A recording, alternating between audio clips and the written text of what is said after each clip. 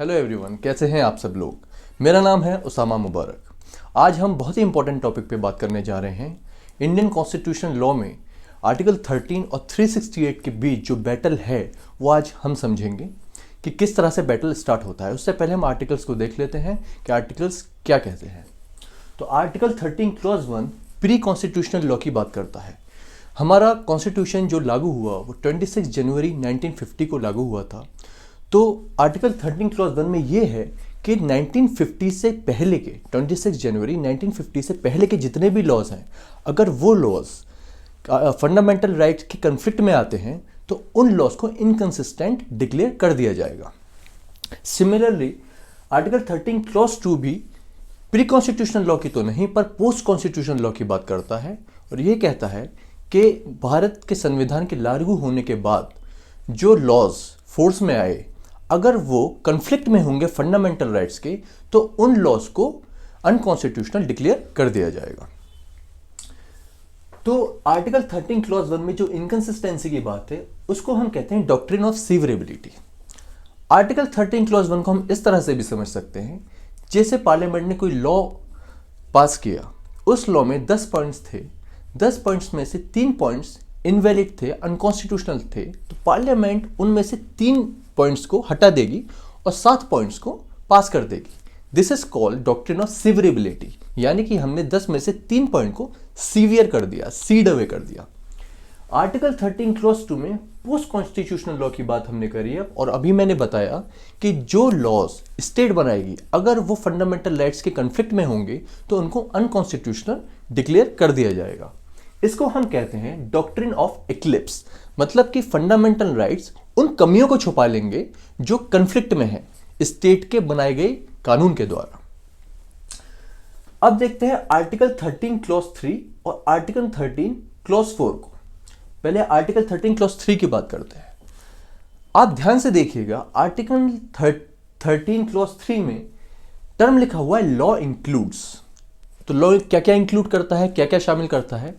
लिखा हुआ है कि law includes bylaws, customs, acts, regulations और बहुत चीजें लिखी हुई हैं उसमें। पर उसमें एक ये दिक्कत है कि उसमें ये नहीं लिखा हुआ कि law includes constitutional amendment act. अब जब इसमें यह नहीं लिखा हुआ है कि law includes constitutional amendment act, यही बहुत बड़ा पेच है और यही लड़ाई की जड़ है between parliament and Supreme court.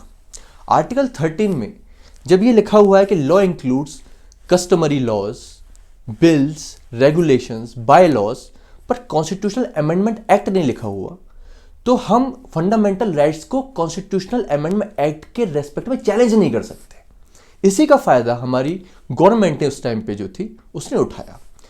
हुआ क्या, जब हमने रिलेशन देखा आर्टिकल 13 और 368 के बीच, तो पहला केस जो सामने आया वो था शंकरी प्रसाद वर्सेस यूनियन ऑफ इंडिया।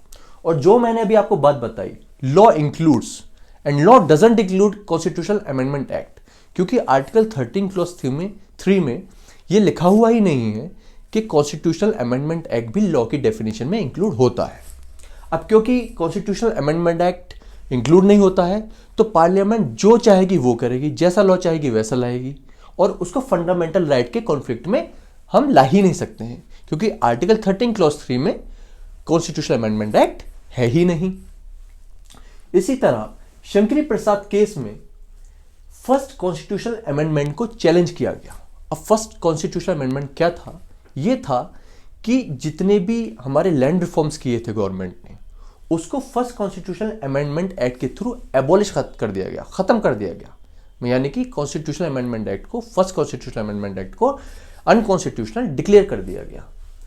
जो शंकरी प्रसाद के लॉयर थे उन्होंने कहा कि जो फर्स्ट कॉन्स्टिट्यूशनल अमेंडमेंट एक्ट है वो अपने आप में ही पूरा इनवैलिड है, अनकॉन्स्टिट्यूशनल है। जब वो अनकॉन्स्टिट्यूशनल है तो गवर्नमेंट के लिए तो ये बहुत नुकसान वाली बात हो गई, क्योंकि शंकरी प्रसाद के लॉयर ने फर्स्ट कॉन्स्टिट्यूशनल अमेंडमेंट एक्ट को ही इनवैलिड घोषित कर दिया। तो गवर्नमेंट ने ये सोचा, क्योंकि हमने फर्स्ट कॉन्स्टिट्यूशनल अमेंडमेंट लागू किया था और लैंड रिफॉर्म्स कराए थे, तो हमारे लिए नुकसान की बात हो गई, क्योंकि हमारे ही द्वारा कॉन्स्टिट्यूशनल अमेंडमेंट एक्ट पास हुआ और शंकरी प्रसाद में उसको अनकॉन्स्टिट्यूशनल करार दे दिया गया। अच्छा, शंकरी प्रसाद के लॉयर ने यह बोला कि आर्टिकल 13 क्लॉज 3 में लॉ इंक्लूड होता है और कॉन्स्टिट्यूशनल अमेंडमेंट एक्ट भी तो एक लॉ है। कॉन्स्टिट्यूशनल अमेंडमेंट एक कुछ अलग से चीज़ थोड़ी है, वो भी एक लॉ है, वो भी एक एक्ट है, तो हम उसको भी चैलेंज कर सकते हैं। इसलिए शंकरी प्रसाद ने चैलेंज कर दिया फर्स्ट कॉन्स्टिट्यूशनल अमेंडमेंट एक्ट को। अच्छा जी, अब सज्जन सिंह का केस आता है। अब इसमें तो शंकरी प्रसाद में डिसाइड हो गया कि पार्लियामेंट जो है फंडामेंटल राइट्स को चैलेंज कर सकती है, अमेंड कर सकती है। अब सज्जन सिंह में ये वाला केस आया, इसमें 7th कॉन्स्टिट्यूशनल अमेंडमेंट चैलेंज हुआ। 17th कॉन्स्टिट्यूशनल अमेंडमेंट में ये था 9th शेड्यूल। 9th शेड्यूल वो शेड्यूल है, बहुत ही कंट्रोवर्सी में रहा है। 9th शेड्यूल में जो गवर्नमेंट लॉ ले आती थी उसको सुप्रीम कोर्ट और हाई कोर्ट इंटरफेयर नहीं कर पाते थे, उस पर कुछ कर नहीं पाते थे। एक तरीके से उन लॉस को इम्यूनिटी मिल जाती थी। तो गवर्नमेंट को जो भी अपनी डेलिब्रेट इंटेंशन से कोई लॉ लाना होता था वो 17th अमेंडमेंट के अंदर 9th शेड्यूल में लॉ को ले आती थी और एक इम्यूनिटी मिल जाती थी उन लॉस को कि सुप्रीम कोर्ट उस पर कोई अपना एजुडिकेशन ना दे पाए। अच्छा, गोलकनाथ का केस आया और अल्टीमेटली अब ये देखिए आप शंकरी प्रसाद के केस में क्या कहा कोर्ट ने कि पार्लियामेंट जो है फंडामेंटल राइट्स को अमेंड कर सकती है। सेम रीजनिंग सुप्रीम कोर्ट ने सज्जन सिंह के केस में भी दी कि फंडामेंटल राइट को अमेंड किया जा सकता है। गोलकनाथ के केस में कोर्ट का मूड थोड़ा चेंज हो चुका था। कोर्ट अब उस मूड में नहीं थी कि हमें इन सिंक और इन कोहेरेंस विद गवर्नमेंट काम करना है। जैसे एक अप्रोच गोलकनाथ केस के पहले थी कोर्ट की कि हम जैसा गवर्नमेंट काम कर रही है सोशल अपलिफ्टमेंट के लिए, वैसे हम भी गवर्नमेंट के काम को देखते हुए जजमेंट देंगे। पर कोर्ट ने अपना मूड बदल लिया और गोलकनाथ के केस में ये कहा पार्लियामेंट की बहुत लिमिटेड पावर्स हैं। पार्लियामेंट की जो भी एक्ट्स होंगे, जो भी अमेंडमेंट होंगे, they are subjected to judicial review, उनका जुडिशियल रिव्यू हो सकता है और एब्सोल्यूट पावर पार्लियामेंट के पास नहीं होगी। तो गोलकनाथ के केस में यह होल्ड किया सुप्रीम कोर्ट ने कि fundamental rights can not be amended. अब जब गोलकनाथ के केस में यह हो गया तो उस टाइम जो प्राइम मिनिस्टर थी वो थी इंदिरा गांधी। इंदिरा गांधी के लिए बहुत बड़ा झटका था। झटका इसलिए भी था क्योंकि इंदिरा गांधी एक तरीके से एक ग्रेट डिक्टेटर थी। डिक्टेटर इन द सेंस कि वो जो चाहती थी वो करना चाहती थी, सेल्फ सेंट्रिक थी। एक तरीके से अगर मैं कहूँ सेल्फिश भी थी इन द सेंस कि वो गरीबों के लिए तो काम करना चाहती थी, लेकिन हमारे लेजिस्लेचर के विंग या अपनी कांग्रेस कमेटी के इंटरनल ऑर्गन्स, इंटरनल पॉलिसीज को खुद होल्ड करना चाहती थी। यहाँ तक कि स्थिति यह आ गई थी सुप्रीम कोर्ट को भी वो खुद ही होल्ड करना चाहती थी। वो चाहती थी मेरे अकॉर्डिंग ही डिपेंडेंट हो जाए जुडिशरी मुझ पर और सारे अपॉइंटमेंट मैं ही रिकमेंड करूँ, जितने भी जजमेंट्स मैं दिलवाना चाहती हूँ मेरे अकॉर्डिंग हूँ। एक तरीके से एक कंडक्ट उसी तरह का था इंदिरा गांधी का। तो इंदिरा गांधी ने गोलकनाथ केस का इफेक्ट रिवर्स करने के लिए 24th कॉन्स्टिट्यूशनल अमेंडमेंट एक्ट पास कर दिया, क्योंकि एक तरीके से इंटॉलरेंस था इंदिरा गांधी के अंदर कि सुप्रीम कोर्ट ने इतना बड़ा जजमेंट दे दिया। क्योंकि था क्या, गोलकनाथ केस के आने के बाद जितने भी ये केस थे, जितने भी अमेंडमेंट्स थे, ये सब रिवर्स होने वाले थे जो गवर्नमेंट के फेवर की बात करते थे। अब जब ये रिवर्स हो जाते तो इंदिरा गांधी तो कहीं की नहीं रहती। तो इंदिरा गांधी ने 24th कॉन्स्टिट्यूशनल अमेंडमेंट एक्ट का पास किया और यह कहा कि आर्टिकल 13 की जो लिमिट्स हैं वो आर्टिकल 368 पे अप्लाई नहीं होती है और ना ही आर्टिकल 368 का आर्टिकल 13 से कोई लेना देना है। एक तरीके से आप ये समझ लिए ये आर्टिकल 13 है और ये आर्टिकल 368 है, तो यहां पर ये अप्लाई नहीं होगा। आर्टिकल 13 368 पर अप्लाई नहीं होगा। पर उससे पहले गोलकनाथ केस से पहले आर्टिकल 13 जो था और आर्टिकल 368, ये देखिए आर्टिकल 13 कवर करता था आर्टिकल 368 को, यानी कि आर्टिकल 13 की लिमिट्स 368 पर अप्लाई होती थी गोलकनाथ केस के पहले। पर जब गोलकनाथ का केस आ गया, जजमेंट आ गया, सुप्रीम कोर्ट ने कह दिया कि पार्लियामेंट की जो पावर्स हैं वो बहुत लिमिटेड पावर्स हैं, they are subjected to judicial review, तो 368 पर आर्टिकल 13 की कोई लिमिट नहीं है। अच्छा, तो लिमिट बस इतनी थी कि फंडामेंटल राइट्स को पार्लियामेंट अमेंड नहीं कर सकती थी गोलकनाथ के केस में, उससे पहले कर सकती थी। यहां तक हमारा क्लियर होना चाहिए। अब 24th amendment constitutional amendment act पास कर दिया इंदिरा गांधी ने और कह दिया कि आर्टिकल 13 की लिमिट्स कॉन्स्टिट्यूशनल अमेंडमेंट एक्ट के ऊपर अप्लाई नहीं होती। आर्टिकल 13 और आर्टिकल 368 जुदा जुदा है, अलग अलग है, इनका आपस में कोई लेना देना नहीं है। अब ऐसा गवर्नमेंट क्यों कर रही थी? गवर्नमेंट इसलिए कर रही थी क्योंकि 368 एक कॉन्स्टिट्यूशनल अमेंडमेंट एक्ट है, मेजोरिटी लोकसभा में चाहिए होती है, राज्यसभा में चाहिए होती है, और ratification of half of the states चाहिए होता है। मतलब आधा दर्जन स्टेट्स का सपोर्ट भी हो, लोकसभा में भी मेजोरिटी हो, राज्यसभा में भी मेजोरिटी हो, तब जाके कॉन्स्टिट्यूशनल अमेंडमेंट एक्ट पास होता है। ऐसे पास नहीं होता। एक ऑर्डिनरी लॉ नहीं है कि हम ऐसे ही पास करते हैं सिंपल मेजोरिटी से, स्पेशल मेजोरिटी चाहिए होती है। तो उस टाइम पे इंदिरा गांधी की तो बहुत बूम पे थी, हवा बनी हुई थी, आधी दर्जन से ज्यादा सरकारें इनके फेवर में थी, सरकार इनकी थी लोकसभा राज्यसभा में। जैसे इस टाइम पे मोदी साहब की मेजोरिटी है लोकसभा राज्यसभा में, उसी प्रकार से इतनी ही पावरफुल इंदिरा गांधी थी। तो जब कॉन्स्टिट्यूशन अमेंडमेंट एक्ट पास हुआ, गोलकनाथ केस का असर खत्म कर दिया इस अमेंडमेंट एक्ट ने। उसके बाद पावर आ गई इंदिरा गांधी के पास। इंदिरा गांधी ने एक एक करके बदला लेना शुरू किया, और बदला लिए लिया। उन्होंने 25th कॉन्स्टिट्यूशनल अमेंडमेंट एक्ट पास करा, जो पूंजीवादी लोग, कैपिटलिस्ट लोग की प्रॉपर्टी एक्वायर करने की पावर दे देता था इंदिरा गांधी को। 25th कॉन्स्टिट्यूशन अमेंडमेंट एक्ट से एक्विजिशन ऑफ प्राइवेट प्रॉपर्टी होने लगा, गरीबों में बांटने लगी। और जो जवाहरलाल नेहरू, आपको याद होगा मैंने शुरू में बताया था कि जवाहरलाल नेहरू के टाइम पे कंपनसेशन फिक्स कर दिया था अगर कोई प्राइवेट प्रॉपर्टी को एक्वायर करना था गवर्नमेंट को। तो उस कंपनसेशन वर्ड को हटाकर इंदिरा गांधी ने अमाउंट वर्ड इनकॉर्पोरेट कॉन्स्टिट्यूशन के अंदर करवा दिया। अमाउंट वर्ड इसलिए करवा दिया क्योंकि अमाउंट वर्ड लिखने से ये बाउंडेशन नहीं बन जाती कि गवर्नमेंट को इतना देना ही देना है। गवर्नमेंट फैक्ट्स एंड सर्कमस्टांसेस को देखकर अपने अकॉर्डिंग अमाउंट फिक्स कर देगी। सपोज करिए कोई जमींदार है, उससे कोई प्रॉपर्टी एक्वायर कर रहे हैं, तो गवर्नमेंट अपने अकॉर्डिंग उस लैंड का रेट फिक्स करेगी और जमींदार को पैसा दे देगी, और वो प्रॉपर्टी गरीबों में प्रोपोर्शनेटली बांट देगी। तो कॉन्स्टिट्यूशनल अमेंडमेंट एक्ट 24th ने ये कर दिया। 25th कॉन्स्टिट्यूशनल अमेंडमेंट एक्ट हो गया। अब 26th कॉन्स्टिट्यूशनल अमेंडमेंट एक्ट जो प्रिवी पर्स को खत्म करता था, वो भी इंदिरा गांधी ने पास कर दिया। क्योंकि उस टाइम तक गवर्नमेंट था, बहुत से राज्य रजवाड़े थे।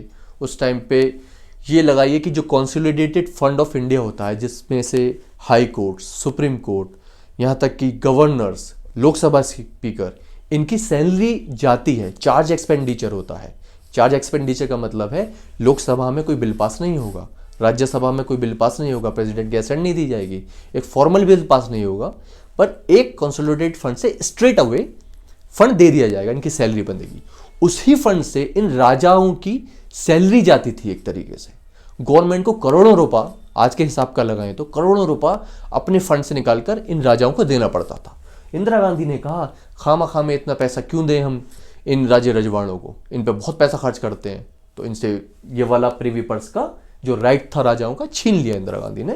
किस कॉन्स्टिट्यूशनल अमेंडमेंट एक्ट के through? 26th constitutional amendment act के through abolition of privy purse को एनफोर्स कर दिया इंदिरा गांधी ने। एक के बाद एक Indira Gandhi constitutional amendment act करती जा रही थी। Ultimately 29th constitutional amendment act pass किया इंदिरा गांधी ने, जिसपे लैंड रिफॉर्म्स की बात हुई। अब जब मैं कहता हूं कि 29th कॉन्स्टिट्यूशनल अमेंडमेंट एक्ट, ये वही टाइम है जब केशव नंदा भारती, एक एदनीर नाम का मठ था, उसके हेड हुआ करते थे, उसके शंकराचार्य थे।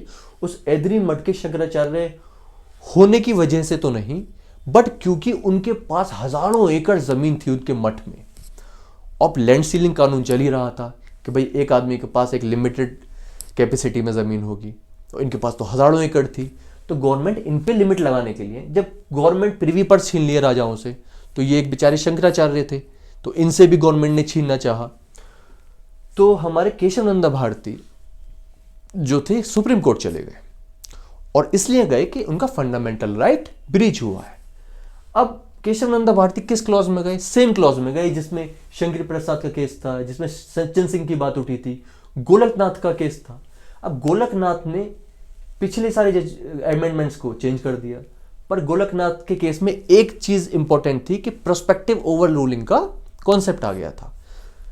सुप्रीम कोर्ट ने कहा था कि ठीक है, गवर्नमेंट ने ये सारे अमेंडमेंट्स तो कर दिए हैं, इनमें कोई चेंज नहीं करेंगी सुप्रीम कोर्ट, पर जितने भी आगे आने वाले केसेस हैं उस पे सुप्रीम कोर्ट जब चाहे जो चाहे लिमिट लगा सकती है पार्लियामेंट्री पावर पर। कौन सी पार्लियामेंट की पावर पर? जो पार्लियामेंट फंडामेंटल राइट्स को अमेंड कर देती थी अपने अकॉर्डिंग, उस पर लिमिट लगा सकती है सुप्रीम कोर्ट। ये बहुत क्लियर स्टैंड था सुप्रीम कोर्ट का। 26 भी एबॉलिश हुआ, 29 भी constitutional amendment act land reforms की पास कर दिया, और फंडामेंटल राइट्स के ब्रीच होने की वजह से केशवानंदा भारती कोर्ट में गई, उन्होंने अपनी बात रखी और उन्होंने कहा कि देखिए साहब, मेरा इतना सारा ज़मीन जो है वो गवर्नमेंट ने एक्वायर कर ली है और मेरा फंडामेंटल राइट ब्रीच हुआ है। और कौन सा फंडामेंटल राइट ब्रीच हुआ है? जो राइट टू प्रॉपर्टी का फंडामेंटल राइट था, क्योंकि पहले तो फंडामेंटल फ्रीडम्स में 7 राइट हुआ करते थे, अनटिल अनलेस जो 44th अमेंडमेंट आया था 1978 का, उसने ओमिट कर दिया राइट टू प्रॉपर्टी को, पर उससे पहले तो था। तो राइट टू प्रॉपर्टी जो था वो एक फंडामेंटल राइट हुआ करता था, उसका रिलीफ लेने के लिए सुप्रीम कोर्ट से केशवानंदा भारती चले गए। उन्होंने कहा कि मेरी ज़मीन छीन ली गई है, मेरी ज़मीन वापस करवाइए, मेरा कॉन्स्टिट्यूशनल राइट, मेरा फंडामेंटल राइट वायलेट हुआ है, तो मुझे रिलीफ चाहिए। अब सुप्रीम कोर्ट भी बार बार जजमेंट देते शंकरी प्रसाद में, सज्जन सिंह में, गोलकनाथ में परेशान हो चुकी थी। सुप्रीम कोर्ट ने एक बहुत बेहतरीन बैलेंस्ड अप्रोच अपनाई और बहुत शानदार जजमेंट, एक बैलेंस जजमेंट दिया, ना किसी पार्टी को नाराज करते हुए। यानी कि गवर्नमेंट भी सेटिस्फाई हो गई और जो पिटिशनर थे वो भी सेटिस्फाई हो गए। कैसे हुए? सुप्रीम कोर्ट ने कहा, एक एग्जाम्पल से समझ लेते हैं कि देखिए, जैसे एक प्लॉट है, उस प्लॉट के 4 पिलर्स हैं, उन 4 पिलर्स में एक मजबूत शक्ति है कि वो आगे की जो कंगूरे की ईंटें होती हैं, नींव की ईंट के साथ कंगूरे की ईंटों को भी संभाल कर रख सके वो पिलर्स। तो वो पिलर्स जो हैं बहुत मजबूत है। सुप्रीम कोर्ट ने कहा, इन पिलर्स के ऊपर आप जितना चाहे निर्माण करें, जितनी ऊंची चाहे बिल्डिंग बनाएं, जितना चाहे बड़े बड़े फ्लोर्स बनाएं, आप उनमें चेंज कर सकते हैं फ्लोर्स में, पर आप इन पिलर्स में कोई चेंज नहीं कर सकते। ये बेसिक फाउंडेशन है, ये बेसिक स्ट्रक्चर है कॉन्स्टिट्यूशन का, आप इन पे चेंज नहीं कर सकते। तो सुप्रीम कोर्ट ने क्लियर कह दिया कि कॉन्स्टिट्यूशन के अंदर कुछ ऐसे प्रोविजंस हैं जो लिखे हुए तो नहीं है, पर कॉन्स्टिट्यूशन के अंदर इनहेरेंट है, उसकी सोल में बसते हैं। फॉर एग्जाम्पल, सेकुलरिज्म है कि स्टेट का अपना कोई रिकॉग्नाइज रिलीजन नहीं होगा। For example, independence of judiciary है, या फिर जुडिशियल रिव्यू की बात है। तो ये सब कॉन्सेप्ट ऐसे हैं कि कॉन्स्टिट्यूशन में एक्सप्रेसली नहीं लिखे हुए हैं, बट उसकी आत्मा में बसते हैं, कॉन्स्टिट्यूशन की रूह में बसते हैं। तो आप रूह से छेड़छाड़ करेंगे तो आप ये जान लीजिए आपकी लिमिट्स हैं, आप ऐसा नहीं कर पाएंगे। पार्लियामेंट से सुप्रीम कोर्ट ने इस केस में बेसिक स्ट्रक्चर के डॉक्ट्रिन क्रिएट किया और ये कहा कि देखिए, आप फंडामेंटल राइट को अमेंड कर सकते हैं, कोई दिक्कत नहीं है। पूरे कॉन्स्टिट्यूशन में किसी भी आर्टिकल को आप अमेंड कर दें, कोई प्रॉब्लम नहीं है, पर आप कॉन्स्टिट्यूशन के बेसिक स्ट्रक्चर से छेड़छाड़ नहीं कर सकते, ये जान लीजिए। आप बेसिक फाउंडेशन को नहीं हिला सकते हैं। तो 29th कॉन्स्टिट्यूशनल अमेंडमेंट एक्ट का इफेक्ट ये हुआ कि बेसिक स्ट्रक्चर का डॉक्ट्रिन आया और सुप्रीम कोर्ट ने क्लियर स्टैंड कर दे दिया कि देखिए, बेसिक स्ट्रक्चर एक रूह है, प्रियम्बल से जो इंट्रोडक्टरी फोर्स डिराइव होती है, कॉन्स्टिट्यूशन को जिस तरह से लिखा गया है हमारा प्रियम्बल उसे बताता है, और उसमें बेसिक स्ट्रक्चर है, बेसिक फाउंडेशन है, तो उसको चेंज नहीं किया जा सकता, किसी भी हाल में नहीं किया जा सकता। और सुप्रीम कोर्ट ने यह भी कहा, यह बहुत मजे की बात है, बड़ी इंटरेस्टिंग फैक्ट है, कि ऐसा नहीं है हम आपको बता देंगे कि बेसिक स्ट्रक्चर होता क्या है। सुप्रीम कोर्ट ने कहा, जैसे जैसे आपके एक्शंस रहेंगे, जैसे जैसे आप अमेंडमेंट करेंगे, उस टाइम पे हम ये बताएंगे, देखिए ये बेसिक स्ट्रक्चर है और ये बेसिक स्ट्रक्चर नहीं है। अगर आपने बेसिक स्ट्रक्चर वायलेशन किया तो आपको पावर्स में लिमिट कर दिया जाएगा, आपको ऐसा करने नहीं दिया जाएगा, और वो कॉन्स्टिट्यूशनल अमेंडमेंट एक्ट जो बेसिक स्ट्रक्चर को वायलेट करेगा उसको स्ट्रक डाउन सुप्रीम कोर्ट कर देगी, उसमें कोई डाउट नहीं है, ये बहुत क्लियर है। ये सुप्रीम कोर्ट का clear stand Kesavananda Bharati case में था। इसको और डिटेल में, केशवानंदा भारती केस को और डिटेल में हम पढ़ेंगे नेक्स्ट क्लास में, और नेक्स्ट टॉपिक हमारा क्लास का केशवानंदा भारती केस है। थोड़ा और डिटेल में जानेंगे इस केस में एग्जैक्टली क्या हुआ, कितने रेशियो का जजमेंट था, क्या क्या इसमें प्रिंसिपल्स थे, और कोर्ट ने क्या क्या वर्डिक्ट दी इसके ऊपर, और जजेस का झोलमोल बहुत चीज़ें थी, हम आपको उसको क्लियर करेंगे नेक्स्ट क्लास में। इस वीडियो को लाइक करें, सब्सक्राइब करें, शेयर करें। थैंक्स।